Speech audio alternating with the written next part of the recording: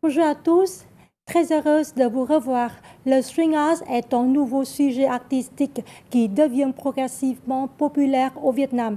Les œuvres sont créées à partir de clous et de fils. Pour créer un produit unique et attractif, une bonne dose de patience est nécessaire. Dans le focus de cette semaine, nous vous invitons à rencontrer Nguyễn Thị Lan Hương, une jeune femme qui se passionne pour le string art et qui dirige le club String Art Vietnam. Mais tout d'abord, place à l'actualité de la semaine.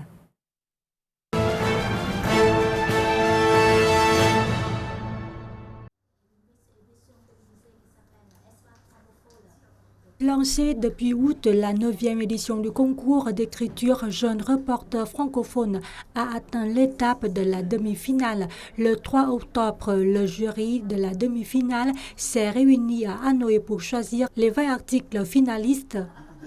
Cette année, le comité d'organisation a reçu 107 articles rédigés par 190 auteurs, dont la majorité sont des étudiants. Ceux-ci proviennent notamment de l'Université de Cần Thơ, de l'Université de langue et d'études internationales relevant de l'Université nationale de Hanoï, ainsi que de l'Université de Hanoï, etc.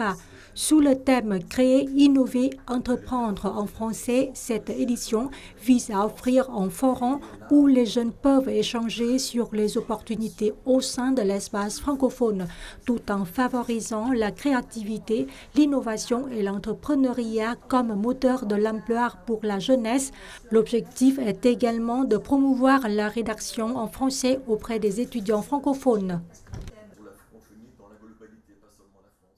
Cette année, le thème du concours « Créer, innover, entreprendre » en français est aussi le thème du sommet de la francophonie. Je crois que ce thème est intéressant mais pas facile à traiter.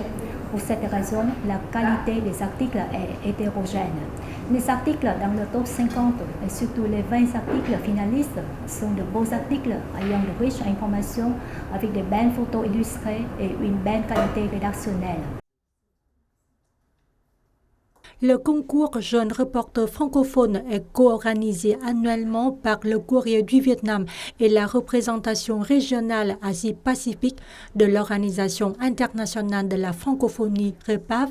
Il bénéficie également de l'assistance de l'Agence universitaire de la francophonie AUF, de la délégation Wallonie-Bruxelles au Vietnam, ainsi que des ambassades de France, de Suisse, de Roumanie, du Maroc, du Canada et de plusieurs universités et entreprises.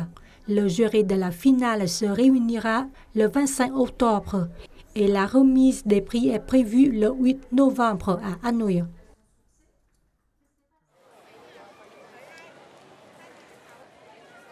La foire du livre d'Hanoï s'est tenue pendant 3 jours, du 27 au 29 septembre, autour du lac Hoan Kiem de l'arrondissement éponyme.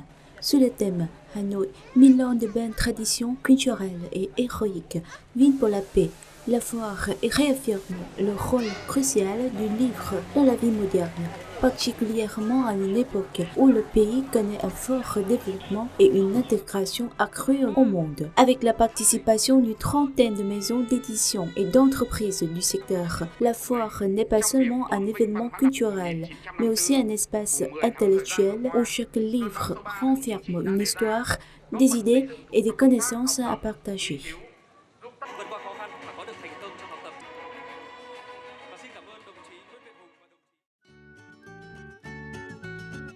Le fort développement de Hanoï, 70 ans après sa libération, tel est le thème principal du dossier du Courrier du Vietnam numéro 41.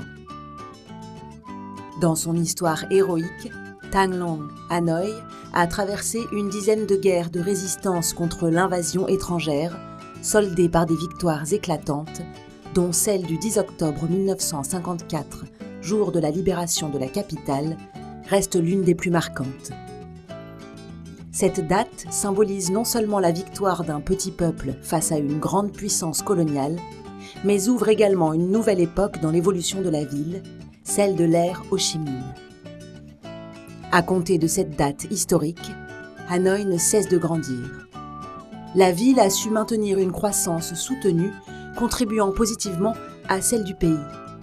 Au premier semestre 2024, le produit intérieur brut régional GRDP a enregistré une hausse de 6%, contre 5,97% à la même période de l'année précédente. Ces recettes budgétaires ont atteint 61,7% des prévisions, affichant une augmentation de 12,5% en un an. En parallèle, Hanoï met l'accent sur le développement socio-culturel. Elle a ainsi lancé des initiatives spécifiques pour promouvoir la culture, investissant dans la préservation et la restauration de plus de 5000 sites historiques. La ville est aussi connue en tant que leader national en matière d'éducation. Pour les années à venir, Hanoï mettra l'accent sur la mise en œuvre efficace de la planification de la capitale pour la période 2021-2030, avec vision à l'horizon 2050, et du schéma directeur de la capitale jusqu'en 2045, avec perspective à l'horizon 2065. Toujours dans ce numéro, à l'occasion de la participation du secrétaire général du parti et président vietnamien To Lam au 19e sommet de la francophonie et de sa visite officielle en France, le Courrier du Vietnam a réalisé une interview de l'ambassadeur de France au Vietnam, Olivier Brochet, dans laquelle celui-ci partage avec nos lecteurs son analyse des relations bilatérales et de la coopération francophone au Vietnam. D'autre part, à cette occasion spéciale, le représentant régional Asie-Pacifique de l'Organisation internationale de la francophonie, OIF, Edgar Derig, partage avec le Courrier du Vietnam ses impressions sur cet événement important et les empreintes du Vietnam au sein de cette communauté. Découvrez d'autres articles intéressants dans le Courrier du Vietnam ou sur le site lecourrier.vn.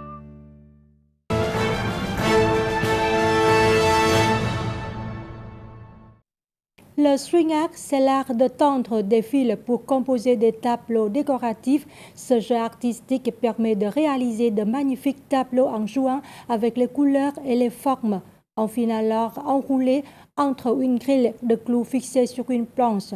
C'est ce qu'on appelle aussi un art en chaîne, au même titre que les jeux de points reliés ou les cartes à broder. Le string art est encore étrange au Vietnam et le nombre de personnes qui s'y abonnent est encore modeste. Souhaitant découvrir de nouveaux créneaux artistiques et réaliser de très jolis objets de décoration moderne et minimaliste, Nguyễn Thị Lan Hương s'est lancée dans cette discipline. Avec plus de 8 ans d'expérience, cette jeune femme de 29 ans a pu réaliser quelques 800 œuvres. Elle dirige maintenant le club Swing Art Vietnam, regroupant une centaine de personnes. Reportage.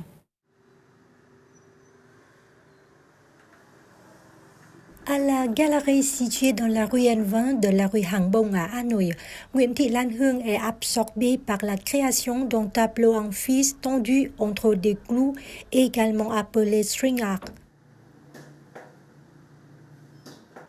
Née en 1995, Lan Hương est diplômée de l'Université nationale d'économie.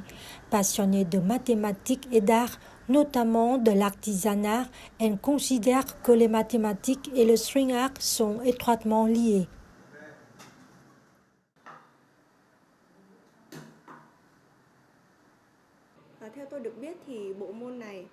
À ma connaissance, le tableau en fil tendu et clou est né au XIXe siècle et a été inventé par une professeure française. Cette enseignante a introduit cette technique dans les écoles afin que les élèves puissent développer leur pensée mathématique et logique à travers la création artistique. Lorsque j'étais étudiante, j'ai étudié diverses disciplines artistiques. Et j'avais une affection particulière pour l'art de tendre des fils entre les clous.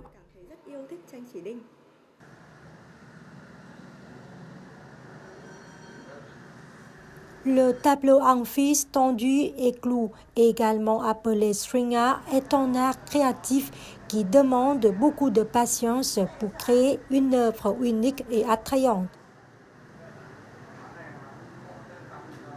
Le processus commence par la préparation d'une planche de bois sur laquelle on dessine un motif à l'aide d'un crayon.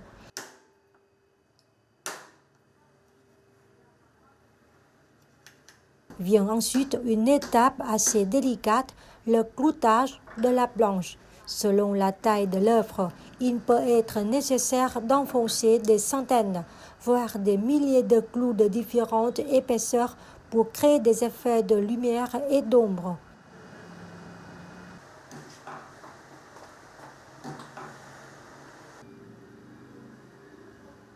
Une fois cette étape terminée, l'artiste tisse les fils autour des clous.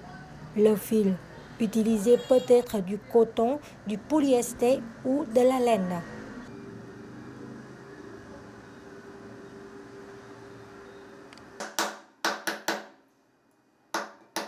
Với tranh chỉ đinh này thì mình sẽ có quy tắc điểm đường.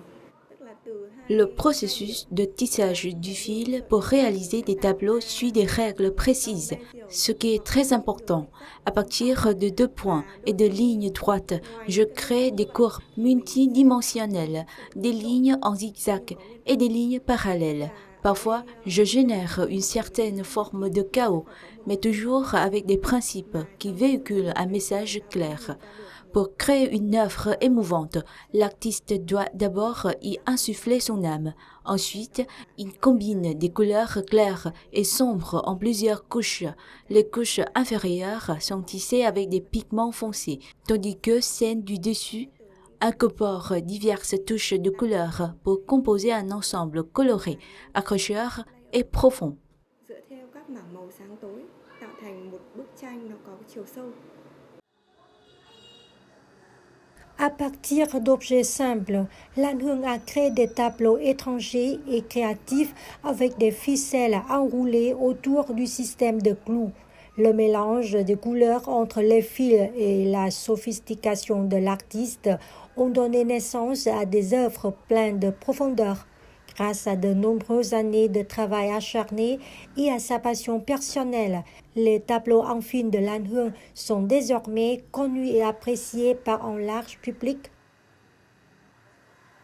Concernant la durabilité des œuvres, l'artiste a déclaré qu'il est essentiel d'éviter d'exposer directement les tableaux au soleil et à une humidité élevée. Il est préférable de les suspendre dans un endroit sec et frais et de les nettoyer avec une brosse douce ou un aspirateur pour enlever la poussière de leur surface.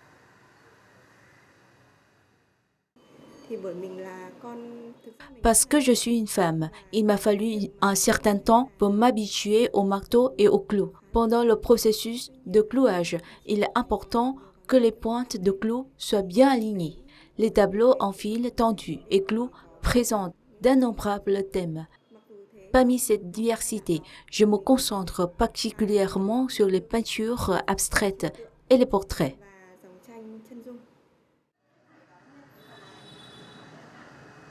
Non seulement passionné par les peintures en fil, tendu et clous, Lan Hương souhaite toujours transmettre la valeur de cet art à des personnes partageant les mêmes intérêts. Elle est l'un des premiers membres du Club String Art Vietnam. Créé à la fin de 2016, ce club ne comptait initialement qu'une centaine de membres à Hanoï et à Ho Chi Minh Ville. Actuellement, il recense des membres dans l'ensemble du pays, dont plus de 200 membres réguliers à Hanoï.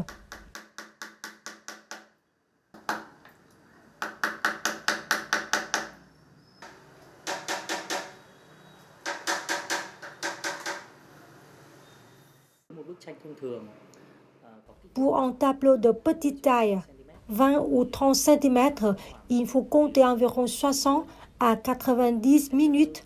Pour les grandes œuvres à partir d'1 mètre ou bien 2 mètres, cela peut prendre plusieurs jours, voire un mois.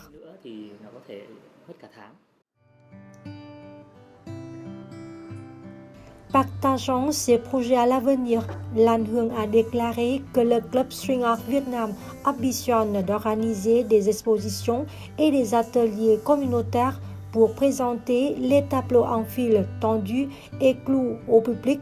C'est également une occasion pour elle et son club de rencontrer et d'interagir avec des personnes partageant la même passion pour le string art et de le rapprocher de tous.